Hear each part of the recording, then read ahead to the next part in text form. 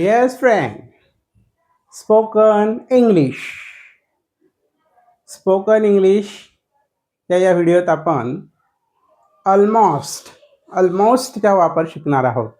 Late us see. Almost means जवळजवळ किंवा जवळपास. जवळजवळ किंवा जवळपास.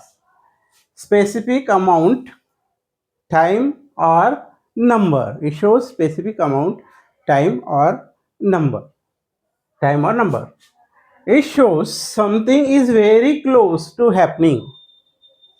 What? Almost shows something is very close to happening. Okay. Something is very close to happening. म्हणजे एखादं कार्य किंवा एखादी घटना जवळजवळ किंवा जवळपास पूर्णत्वाला आहे, घडणार आहे, घडलेली आहे हे दाखवण्यासाठी ऑलमोस्टचा वापर केला जातो. Let us learn with the help of examples. Example 1. I am almost done with my work.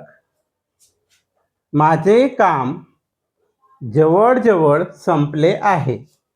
ऑलमोस्टचा वापर असा मध्ये केला जातो. त्याचा अर्थ पहिला घेतला जवळजवळ. I am almost done with my work. माझे काम, माय वर्क, माझे काम ऑलमोस्ट जवळजवळ संपले आहे असा हा ऑलमोस्टचा वापर होतो. Second example. Pooja is almost 20 years old. Pooja is almost 20 years old. म्हणजे काय? पूजा ही जवळपास. दुसरा अर्थ, पूजा ही जवळपास